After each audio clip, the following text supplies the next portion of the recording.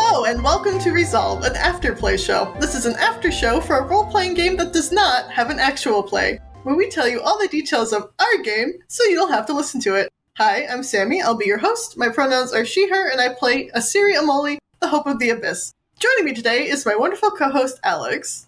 Hi, I'm Alex. I play Moogle Avatar of Alexander Smog. Both of us use he, him pronouns.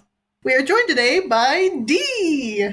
Hello, I'm Dee, and you can use any pronouns for me except for it, and I play Geyser, a clown, but a student. And Geyser uses she, her pronouns.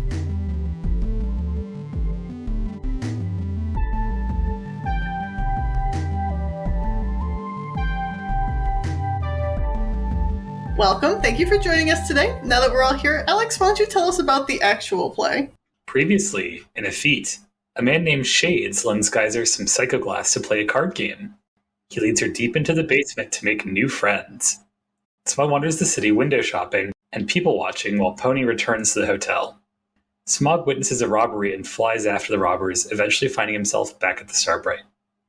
Tao and Isiri continue their conversation with Umbra. Isiri offers to help with the crime issue, but Umbra seems unenthused about the notion. He promises to meet with Poni and Smog for fashion consulting later. Tao, Powder, and Isiri return to the hotel. Poni plays the slots, and they meet up with her. Geyser learns that the Eclipse Gang wants to throw a surprise party at the fashion museum, and they try to enlist her help. Tao, trying to relay the good news about Umbra, hears about the heist through Smog. Isiri takes a drunk Powder to their room. With some help from Smog and Tao, Geyser realizes the situation is bad and escapes with a hench person in tow. Police, Poni, and Tao approach the gang's hideout from its garage door entrance.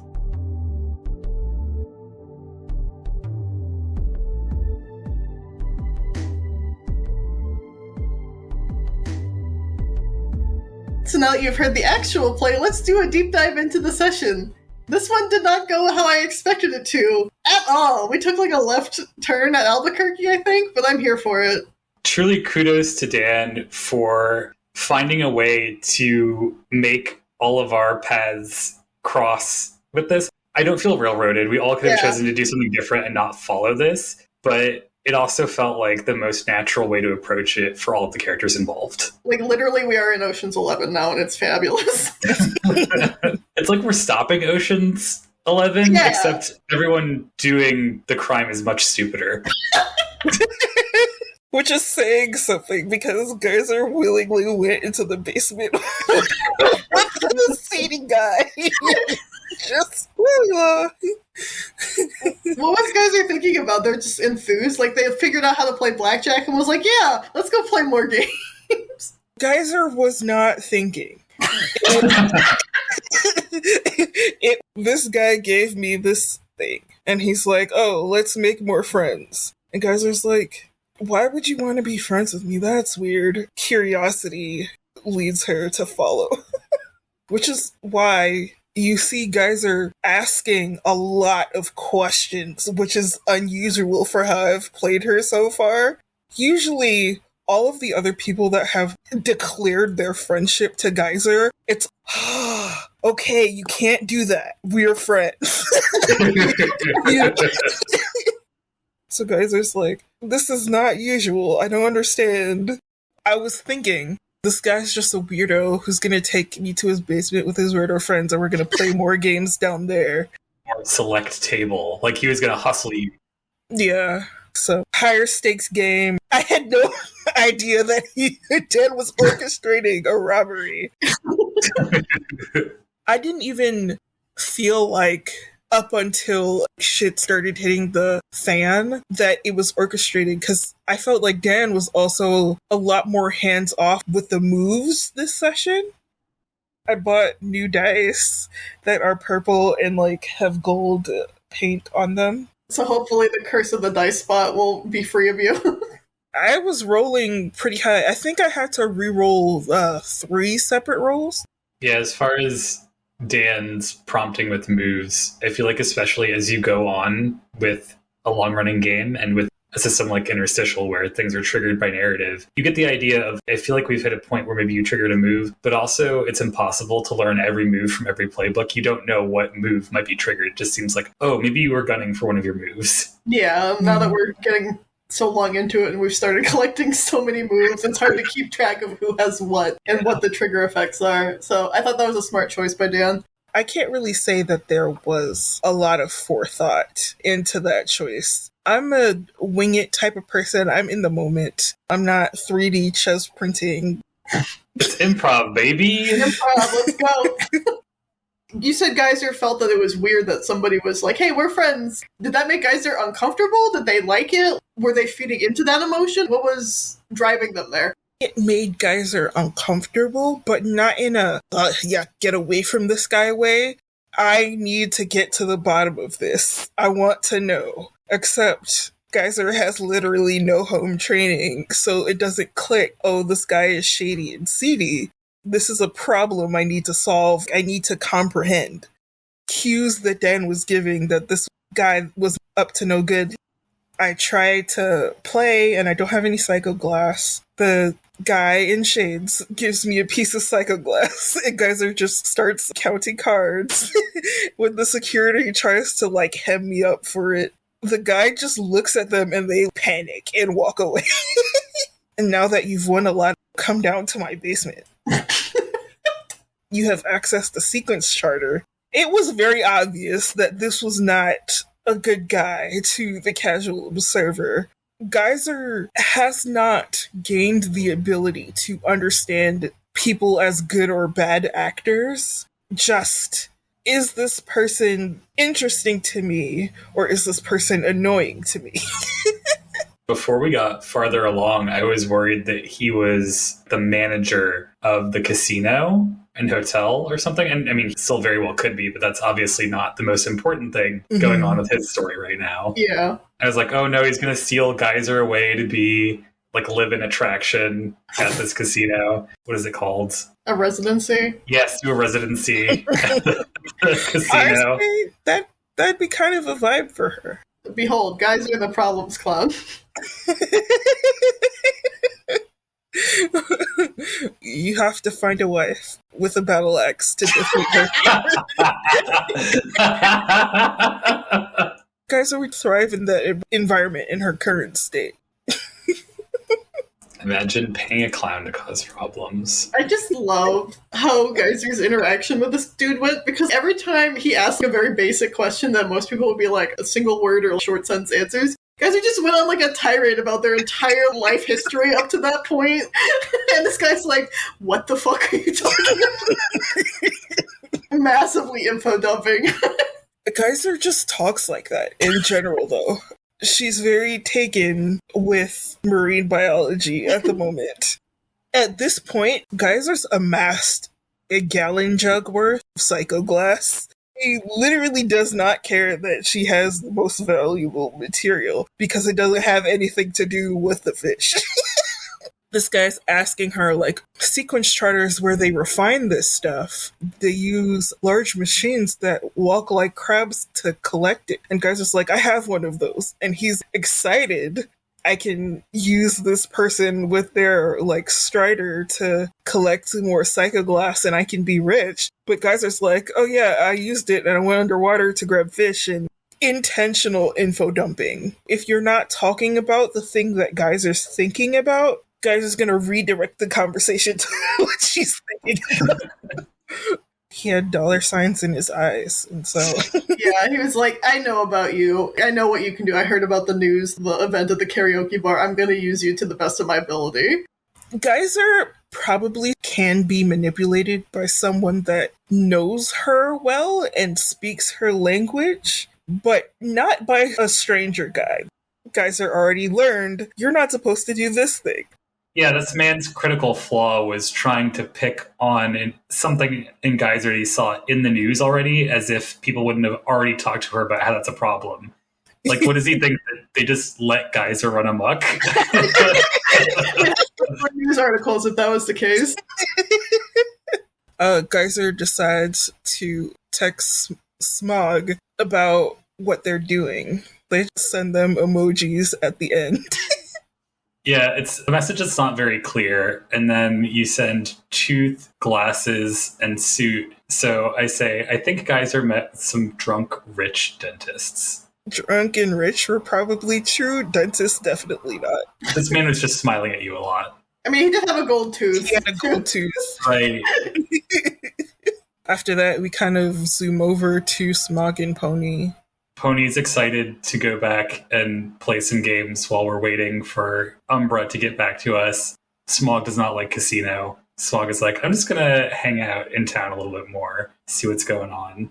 He runs around and sees a lot of the streetwear that people are wearing. It's very cold here, so a lot of it is winter bundle-up coats, scarves, and that deal. Stumbles upon, I guess, an open square or market or something, and there's like fire breathers and all this crazy shit. Like Times Square people are hawking their goods, trying to sell you their mixtape and jewelry on the street corner, their tchotchke shit, and also trying to get you to watch their show. Somebody tries to get him to buy a bracelet, and he's like, that would be a necklace on me. I think this is the second time that we see both Poni and Smog get really excited about fashion, which I think is funny for Poni, one, because she's a horse, and also, two, because I don't feel like Smog's character necessarily on the face of it lends itself to like, oh, I care about fashion a lot, because a lot of Smog's appearance is determined by his existence so far in like what time or who's facing or... Are you saying that Smog's on trend? Are they? Are you saying that Smog is actually like really fashionable and that's why he just kind of blends in? Maybe. I just don't see Smog as a person on the face of it, given the lore so far that's been revealed through playing. I wouldn't say, oh yeah, Smog definitely has mood boards and like Pinterest boards of different outfits, or like he definitely knows all of the designers, you know? Things like that. But we see this like come up more than once. It's something I've been playing with since the start, and it's definitely something Smog would have been more guarded with in his previous incarnation. But he connected with one of the people that he screwed over in his original world over fashion. And the way I thought of it, he's very involved with design because he likes Magitech, and that naturally fell over to aesthetic design. And it's not something that he's very well versed in like creating anything himself. He's drawn some stuff here and there, but he's very interested in it. What's the point of having sweet magical guns if you aren't going to look cool while firing it? Let's go. Yeah. Smog's second iteration has been pretty cool. The designs that Sammie's drawn. Actually, I really like looking at Sammie's art all the time. Oh, yes. Sometimes I scroll up the character creation Discord thing and just swap to myself. I'm literally imploding on the... You just wait until next session, because if something happens that I think is going to happen next session, you're going to get a lot more art. I think Smog's pretty cool. Even though we don't have... Do you have Rig back? No. Okay. Smog, I can't remember if he explained it to anyone but Isiri, but he has mentioned that Rig exploded. He also mentioned this to Tau and Aura, I think. Rig exploded because for some reason he needed to cast Zeta Flare, and that is a very unwieldy spell. The bits of crystal that he used to power it have embedded in his face. That's why he has his crystals around his eyes. So he's got this like extra source of magic. Alexander had to come in and move things a little to the right so that he wouldn't get absolutely murdered. Possibly saved Juice's life as well. Smog is very wary of weapons designs. We have so much backstory, and then none of us will talk to each other about it at all. We all have like all this crazy ass baggage, and we're just like, we're gonna keep going, which I guess is pretty accurate to real life. I guess I don't like dump my tragic backstory on everyone I talk to, but at the same time, come on, guys. We've also managed to manufacture enough inter-party drama that we don't need to lean on using that to explain anything. True. It's still there in the background, but there's enough material to work with that we've done in session already.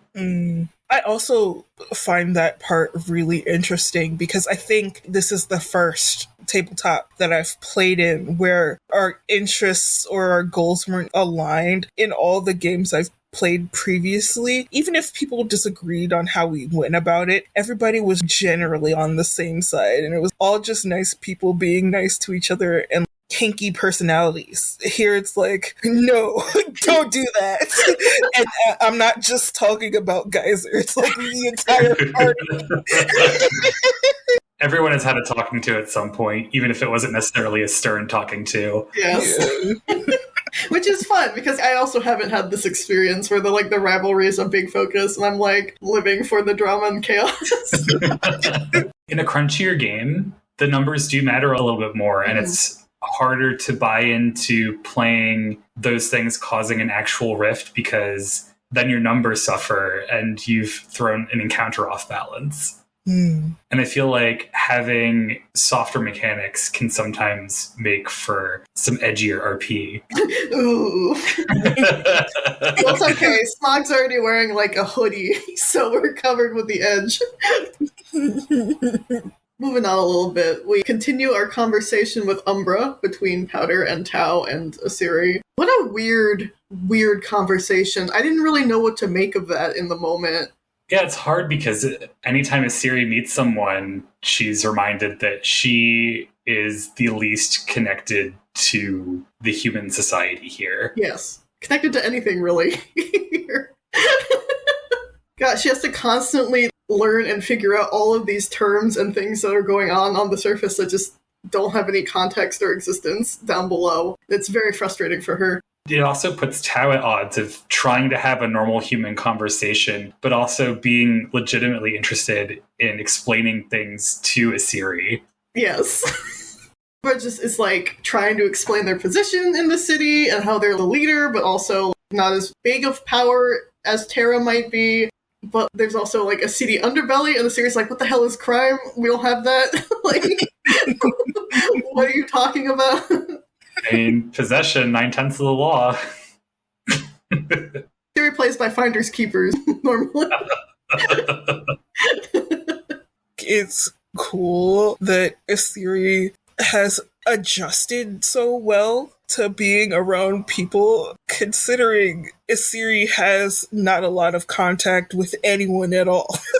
It's indicative of very sweet, I just want people to get along energy that I love and adore about Isiri. There's a couple of things leading into that. Of course, it's Isiri's empathy being her strongest trait. But in her world and in the deep, she can still hear the sounds of her people, the songs, even though they're miles apart because of how sound travels through water.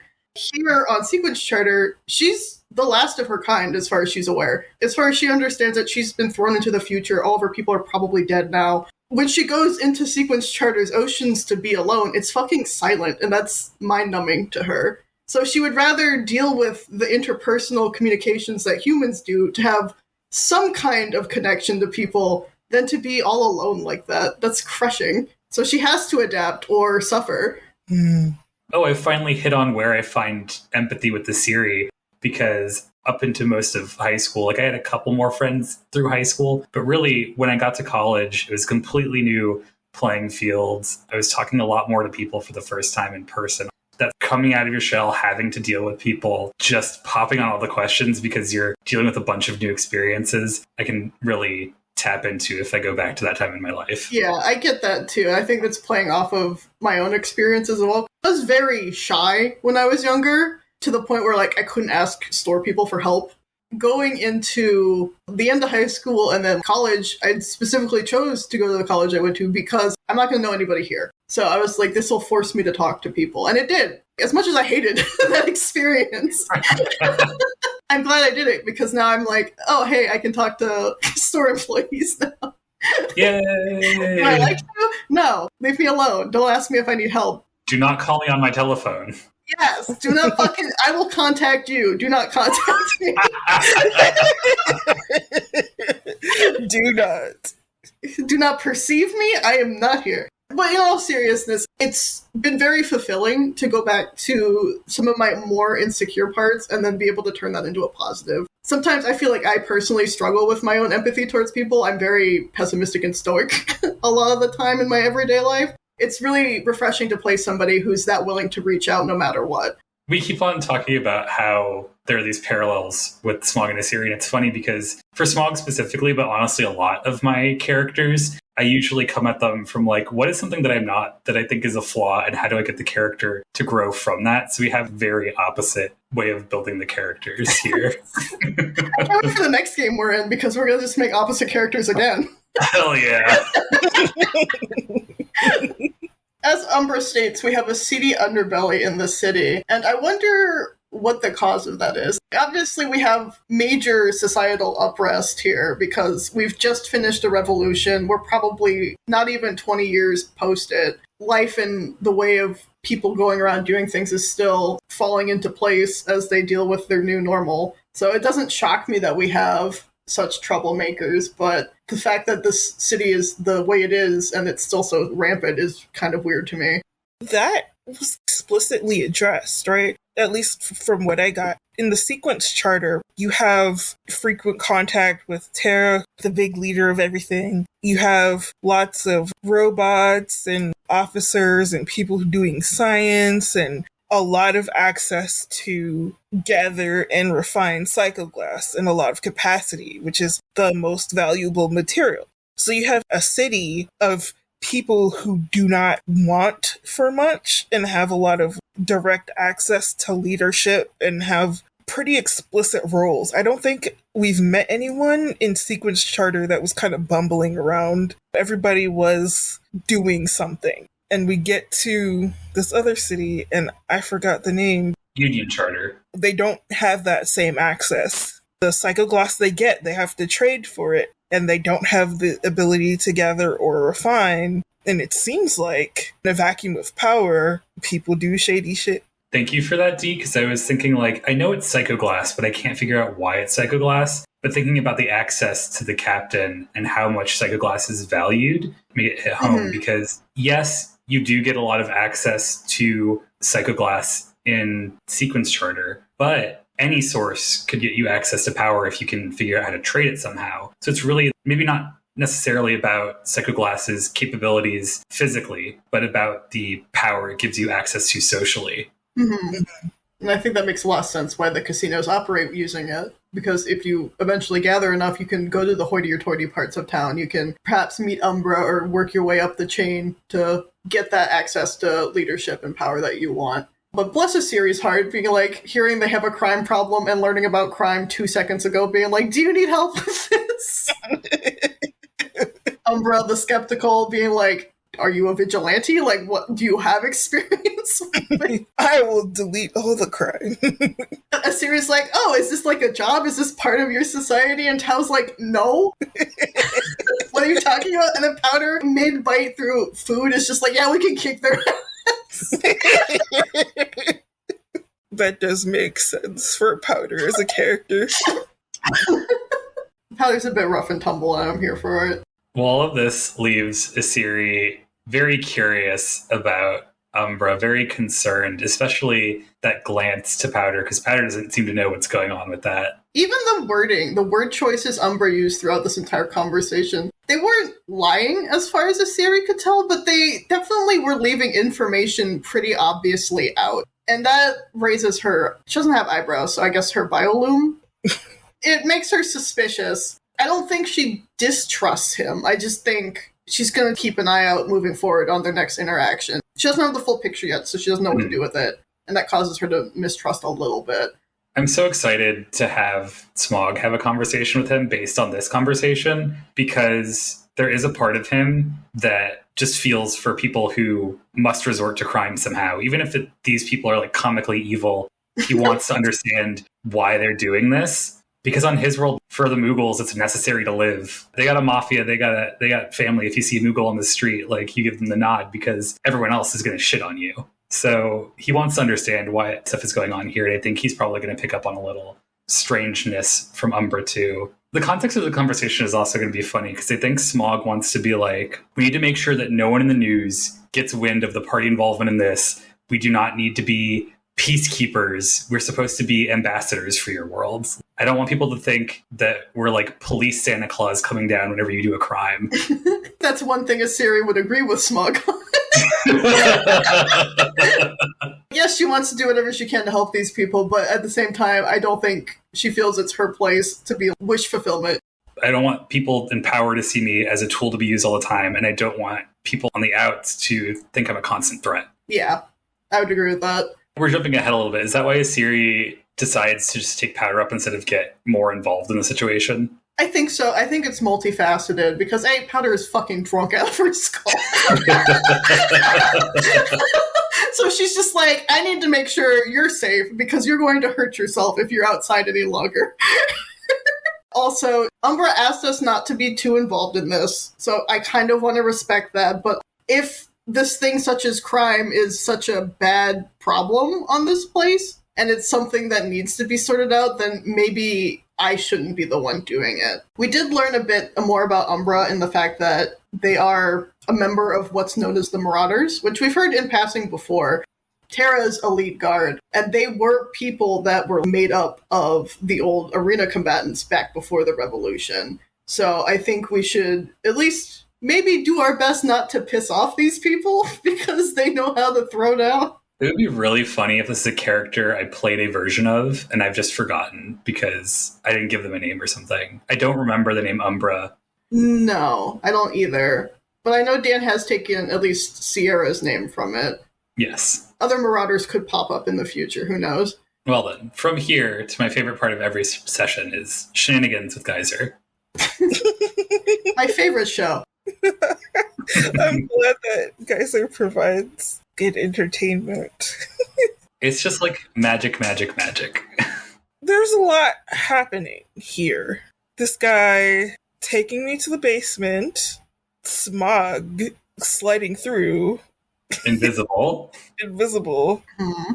We also have Tao communicating with Geyser. There's just a lot of confusion happening. Smog sees the theft. Bounty hunter instinct takes in and starts to tail these people. And that leads you back to where Geyser's been led to the basement because all these fuckers are clowning around in the transport building. Smog decides to be the angle instead of the devil. On your shoulder, yeah. That was so hard for me to figure out because I can't tell Geyser, like, hey, it's Smog here. She would react to that. She would tell people in the room, something would go wrong with that. Yeah. So I don't want to manipulate Geyser necessarily, but I do want to help Geyser. Yeah, Geyser has no spy skills. No poker face, no secrecy. Oh, Smog is here. That absolutely would happen. But for some reason, and again, Geyser's not that bright. Just listens to whoever is speaking to her says. And she assumes it's someone from her party because Tao commandeered her brain and spoke to her before. So it's someone. And she doesn't know that it's Smog, though. She's also had a couple interactions where she's mind melded with people. Yeah. So I guess it could be kind of hard to separate her own self from other people's voices now. These guys are trying to make Geyser produce weapons so they can go steal more psychoglass. It's very obvious what they're doing. There's a big red bad guys ahead sign in the situation, and Geyser is not seeing it at all. They tell her, we're gonna have a party and it's gonna be lots of fun. Shades, at least, probably thinks Geyser is stupid, but she doesn't know you. Why would I take what you say as gospel?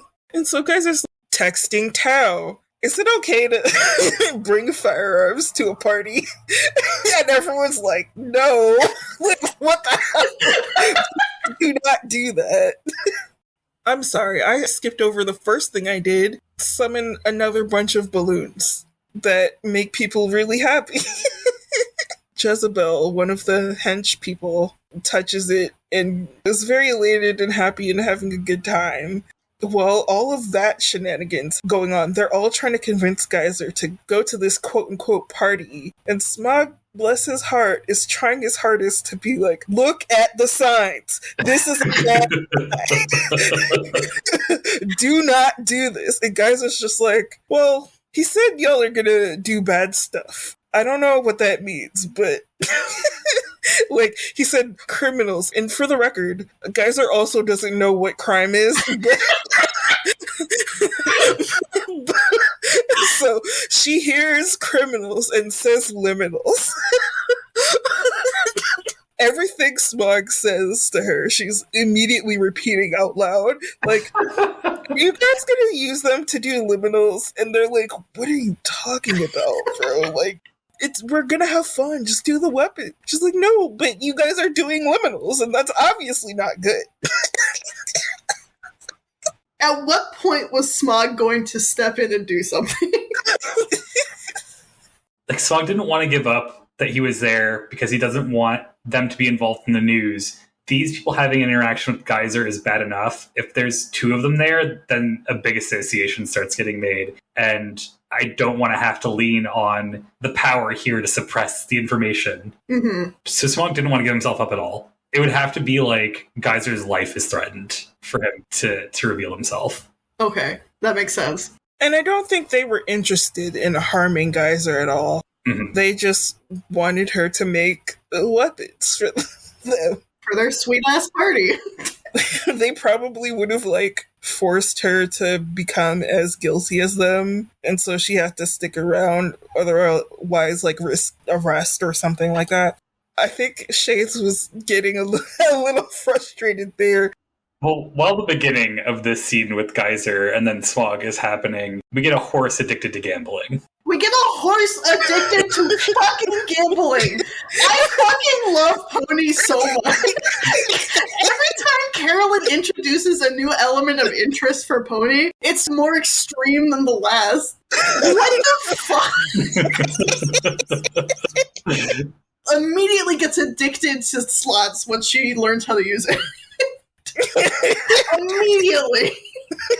I can just read some of this verbatim here because Poni loses her first pull and says, no, I didn't get my pieces back. And the attendant just looks back at her and like, maybe next time you spin the hex and you win much more Psycho Glass. And Poni's like, you're right. And she wins. She's like, all right, now I'm getting lucky. God damn it. Oh, no. All it took was 2 spins of that wheel. It's the instant gratification. It's the horse memory, right? Because she needs to eat something every like 30 fucking minutes. If this triggers that same part of the brain, it makes sense. I'm gonna fucking die. That was ascendant role-playing. I think Carolyn is so good at the unassuming delivery. I don't want to say deadpan. She doesn't speak with a monotone or like a flat affect, but it's just so matter of fact and also extremely hilarious. Everything she says. Carolyn is just such a good scene partner. Every time you ask her a question and like she has an answer for you, it's golden. It's beautiful. Tao, Powder, and Isiri meet back up with Poni right as she gets to like her 3rd or 4th spin. And that's when Smog reaches out to Tao to be like, hey, you should check up on Geyser to see what's going on. Tao tries to speak to Smog. We got in contact with Umbra, isn't that cool? That's and right, Smog's yeah. like, Geyser's in the basement speaking with mobsters. They have a map of the fashion museum. Just completely like the opposite direction of what Tao's conversation was starting as. It's like, oh shoot, there's line of communication, gotta use it now. What a ridiculous comedy of errors. This is the second time we've had one in this city. Mm-hmm. Tao is talking to Smog, trying to talk to Geyser, who is texting both of them. And then Tao's in the dark. They have no context for any of the shit going on. They're just like, okay, don't make guns for mobsters, please. Thank you. When you shenan once, you're gonna shenan And again. That's Geyser's rule. And this is where we get the police coming in because Tao also uses the Chibi Tao move that he has to get in contact with Umbra. Umbra's like, what the fuck, I have no tech on me. Okay, I'll send the police. Are we a pain in the ass to talk to? Are we a problem to deal with?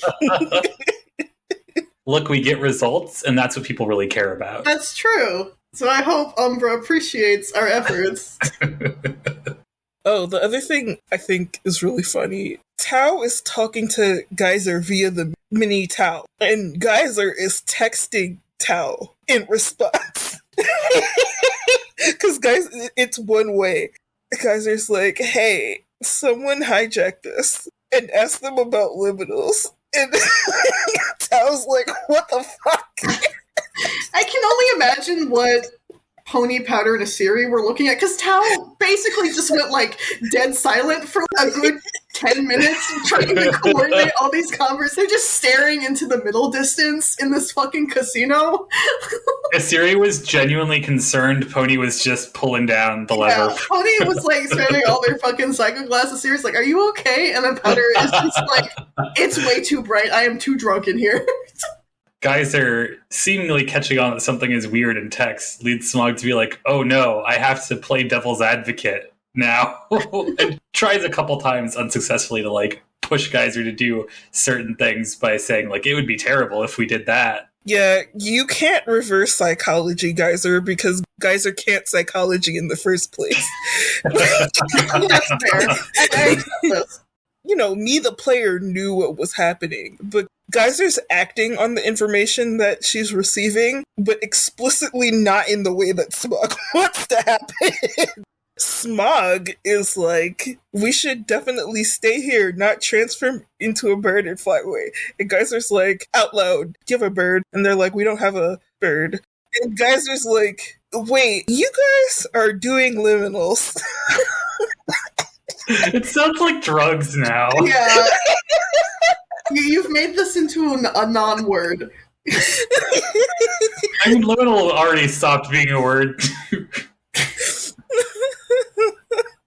God, everyone is so confused. I love it. Shades tries to get wise to whatever the hell Geyser has going on and is like, can you just make us a really big explosion? And I think at this point, Geyser's like, I need to leave. No, literally Smog explicitly says, I'm Smog, get out of here now. Yeah, because Smog is like, if I just say it's Smog, and then I leave any time hanging, like, you're going to talk about it. So you can be like, have an exit plan, because this is my last gambit, and I need you to not mention me. Get out. And Geyser seems to catch on, which is good. Explicit instructions are easy.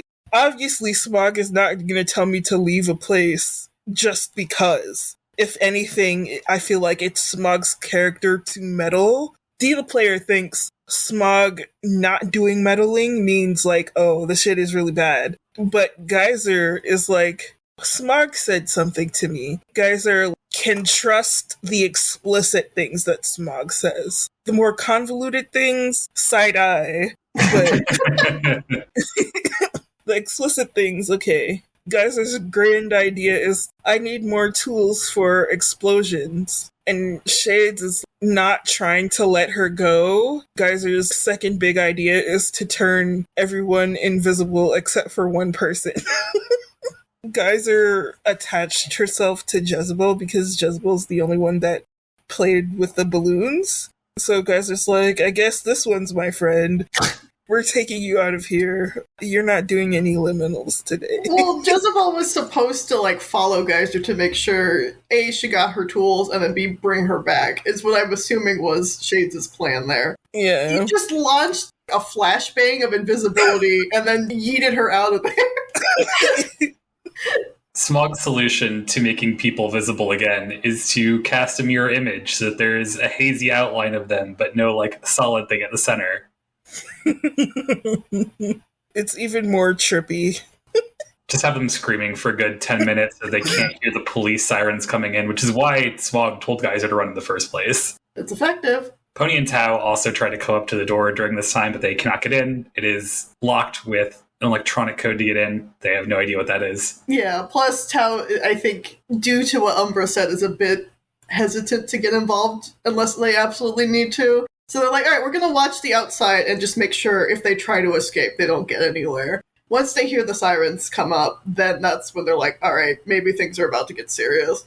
At this point, Geyser has stolen one of the criminals and is just outside with her. But now that I've removed you from the situation, you're just gonna not want to do crime anymore because that's very logical and sound. And Jezebel's like, stop, why are you doing this? And Geyser's like, they're gonna do liminals. And Jezebel's like, why? And what's that? And then Geyser's like, you use firearms to do liminals. And then Jezebel finally corrects Geyser's error and is like, oh, criminals. Geyser's like, I don't know what that is. And then Jezebel tries to backpedal like, we're not doing crime, we're just having a party. And Geyser launches into another diatribe that has barely an attachment to the current conversation. And then Jezebel's like, what if we did crimes without firearm? And Geyser doesn't know the answer to that, so she asks Smog. We've already talked about how Smog has a nuanced opinion about crime and would probably be like, well, laws can be unjust. If they are, you can break them. You could get caught and you have to suffer the legal consequences. But if you find them morally objectionable, then maybe you don't need to follow them. But cannot explain all that to Geyser, should not explain all that to Geyser in this moment. Is just like, for now, just no, don't do a crime, please. Please, for the love of all that is holy.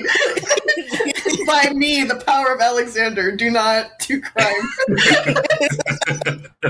Geyser drops her magic because she's away. Now these people are like saturated because they have outlines. We end the session with Jezebel trying to run away and Geyser trying to keep her there, but we do not know the outcome of that yet. And the police show up, or at least the Union Charter version of police. Finally, loud enough and close enough for our band of merry misfits to hear. They pile into their own transport to get out. God, I cannot wait to see what the result of this tomfoolery is. There was just so much unseriousness happening for the stakes of... Yeah, this is like a big problem. We found probably the leader of this ring, and we're treating it like it's a Saturday morning cartoon. To be fair, Geyser is a character on a Saturday morning cartoon. Geyser is deeply unserious. I think I mentioned this in like the character intro. Geyser's backstory, I kind of ripped from Foster's Home for Imaginary Friends. But Geyser, the character, I took inspiration from retro DC villains. They're not serious. They're dangerous, but they are not serious. There's an inherent silliness to almost all of the sources of inspiration for our characters. Yes, absolutely. I applaud Tao and Smug for trying to wrangle Geyser in this like 5-way conversation that doesn't make any sense. Geyser's not making any sense, and she doesn't know what's going on, and everybody has like a third of the information. And yet this will probably be a successful sting. Which is the wildest outcome imaginable. I love failing upwards. That's the best outcome. It seems like that's what Geyser was built to do. Yeah. Just accidentally do the right thing. There are a lot of lessons in this situation that Geyser will probably take without anybody having to have a stern talk with her about it. Although, I'm sure somebody's going to. If not Smog, maybe when we get back to Sequence Charter, maybe Sierra, or maybe even Tao. He's like, don't do that. I don't see Tao as like the lecturing type, but I do see Tao as like a worrying type. No, my party member, don't do that. I think Tao would try to form it as some sort of constructive criticism, maybe try to guide you a little bit more. Yeah. Anyone else is going to be like, don't do that. Stop it. Stop it. Get some help. Oh, so we never actually talked about the second set of emojis, which is what the episode is named after. Right. Tao is talking to Geyser. using the mini Tao, and Geyser's texting. After Smog informs Tao that Geyser's is with mobsters. In the same moment, Shades is like, you should make firearms for our party. And Geyser's like, should I make firearms for our party? To Tao. And Tao's like, no. Geyser's like, okay, I won't do it. And the last thing Geyser says is a water gun emoji, person crossing their arms, and an X in front of them, and an egg. It means Geyser's not going to make firearms for a party. Is that what Tao is going to understand? I don't know. Geyser barely understands the use of emojis. What the heck does the egg have to do with anything? Creation. It represents the creation. Ah! Yeah. I'm not sure that it follows, but I was trying to channel her. Like, what would she do? She would just send an egg emoji. Usually when I'm messaging people, the last thing I send is gonna be a string of emojis. Geyser noticed that Jilly, the girl that created her, would end all of her text messages with emojis. That's actually really cute. Geyser thinks eggs are for parties. I cannot justify that one.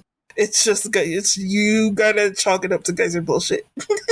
I'm glad that the humanity of Chrysalis has inherited Unicode. Thank God. Honestly, what else are we gonna do? Would you have done anything differently? I mean, A+ session for me. Got to do anything I wanted to do. Just still, for the third session, of being like, I should have talked to fucking Isiri. Like, I don't know how, but I should have done it. Right? Yeah, we need to talk. It's been a minute since we touched fins, I guess, but I'm sure that will come up sooner rather than later.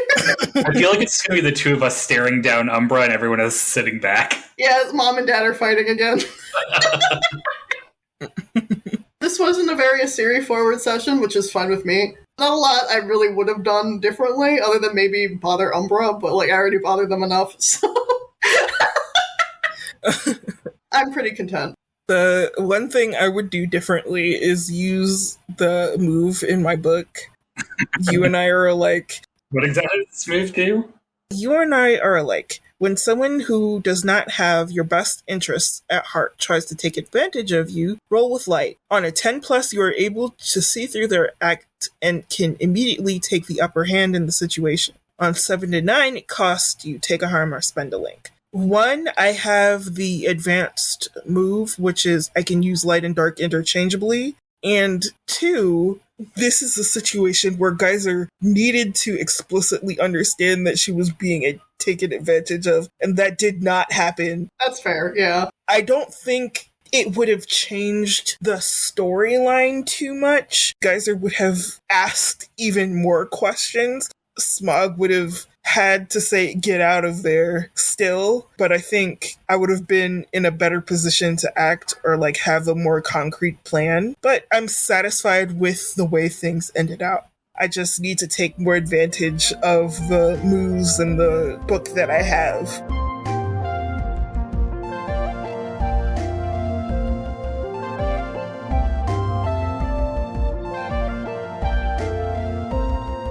So let's get into the resolution phase, the segment of the show where we each get to say something about the game with no responses.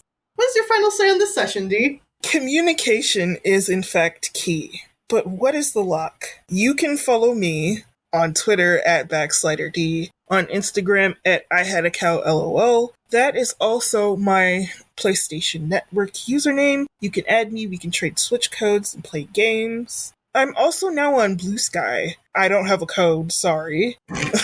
That's still @sliderd.bsky.social, the basic URL. The last couple weeks, I've been listening to audiobooks by Daniel Jose Older. It's the Bone Street Roomba series. There's 4 books, I'm on the 3rd one, and it's a lot of fun to listen to, but you can buy the actual book and like read it the normal way too. And I have discovered a new rapper. Her name is Soulchild, and it's SOLCHYLD. She actually has an EP coming out tomorrow from when we're recording. I'll have a link for you by the time this is up, probably. What about you, Alex? Oh, Umbra, the storm is a-brewing for you. You can find me on Twitter and Blue Sky at Shining Crowbat. This week, I'm going to recommend the Shadowrun trilogy of games by Harebrained Schemes. I just got finished with Shadowrun Hong Kong, so that's most of my memory that I'll talk most about. But I will say that the first game is very short, called Shadowrun Returns, set in Seattle. It's nice to get you acclimated to the systems. All of the games are kind of between a tactical shooting-based RPG and a more traditional CRPG. And they're set in the Shadowrun universe that is a fantasy cyberpunk about what if suddenly the world became very fantasy again in the 2010s. The second game is set in Europe. It's honestly my favorite of the three of them. They subvert a lot of expectations for how companions work specifically in this game, and they work a lot more with the fantasy elements directly, and I feel like that works a lot in their favor. And then Shadowrun Hong Kong is more a straight-up CRPG in its format. It feels like the game they wanted to work on all along, but they never had all the resources until their last game. It's very long. You have a set of quests for each of your companions, and there are a bunch of small missions that you do along the way that don't seem connected, but they all sort of pile up to either add flavor or consequences to the finale. Great trilogy of games, and I just finally finished them after, I think it's been like 6 years since I played the last one. And for myself, I am literally shaking with excitement, because if what I think is going to happen next episode happens, I'm going to like flip the fuck out because it's a long time coming. You can find me leading people off the mountainside path into that cold, formidable blizzard. No, it's fine. I have a fire this way. You can trust me. This has been Resolve, an Afterplay show. You can find us online at most social media sites at ResolveAP. Except Instagram, which is at ResolveAfterplay. Thank you so much, everyone, for joining us today. You can buy the game we're playing, Interstitial, Our Hearts Intertwined, from its creator, Riley Hopkins, at linksmithgames.com. All links will be included in the episode description. Thank you again for listening. We end our turn here, so now it's your turn. Tell us what's happening in your game.